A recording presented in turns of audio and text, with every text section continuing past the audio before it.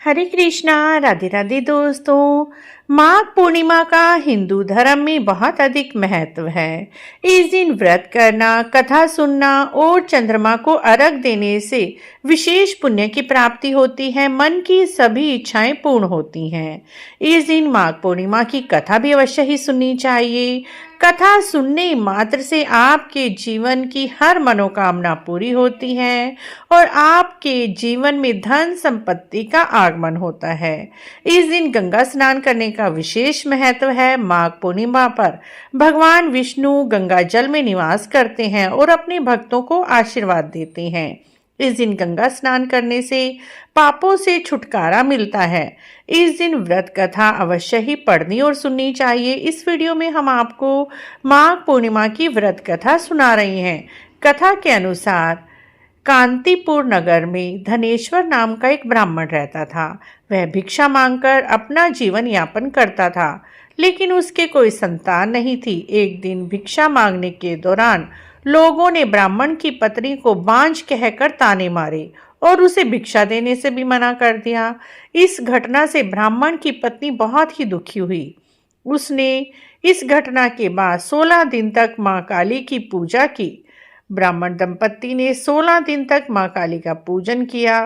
दंपत्ति की पूजा से प्रसन्न होकर 16वें दिन मां काली साक्षात रूप में प्रकट हुई और कहा कि तुम तभी गर्भवती होगी यदि तुम हर पूर्णिमा को व्रत करो। 32 पूर्णिमा तक लगातार व्रत करो और रात को दीपक जलाओ, चंद्रमा को अर्घ दो, भगवान विष्णु जी और चंद्रमा जी की पूजा करो। ऐसे करने से तुम्हें अवश्य ही संतान सुख मिलेगा। दोनों पति पत्नी ने विधि पूर्वक 32 पूर्णमासी तक दीपक जलाए, व्रत किया, जिसे उसे अखंड सौभाग्य का आशीर्वाद मिला और साथ ही वह गर्भवती होकर एक सुंदर पुत्र को उसने जन्म दिया। दोनों ने पुत्र का नाम देवदास रखा, लेकिन देवदास अल्प आयु था, जिससे दोनों बड़े ही दुखी रहते थे। देवदास को बड़ा होने पर उसके मामा के साथ काशी पढ़ने के लिए भेजा गया। काशी में किसी दुर्घटना से उसका विवाह एक सुकन्या से हो गया। कुछ काल के बाद उसके प्राण हर लिए गए, लेकिन पूर्णिमा के व्रत के प्रभाव से दोनों दंपत्ति के घनिष्ठ आशीर्वाद से उन दोनों के पुत्र को लंबी आयु का वरदान मिला, जिसके चलते ब्राह्मण के पुत्र का भाग्य सुधर गया। पूर्णिमा के दिन व्रत करने से श्रद्धालुओं के सभी कष्ट संकट दूर होते हैं।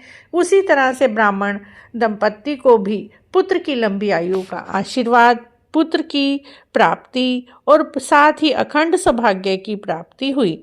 जो भी इस व्रत कथा को कहते हैं, सुनते हैं, हुंकारा भरते हैं, उन्हें अखंड सौभाग्य की प्राप्ति होती है। माघी पूर्णिमा से ही पूर्णिमा के व्रत शुरू करने का भी विधान है। इस पूर्णिमा से आप व्रत करना शुरू करके लगातार 32 पूर्णिमा तक व्रत करें। इससे स्त्रियों को अखंड सौभाग्य की प्राप्ति होती है, संतान सुख की प्राप्ति होती है। आशा है मित्रों आपको माघी पूर्णिमा की यह व्रत कथा अच्छी लगी है तो आप हमारे चैनल को इसी तरह की और जानकारी के लिए जरूर सब्सक्राइब करें, लाइक करें, वीडियो को शेयर भी करें। कमेंट बॉक्स में जय विष्णु भगवान अवश्य लिखें।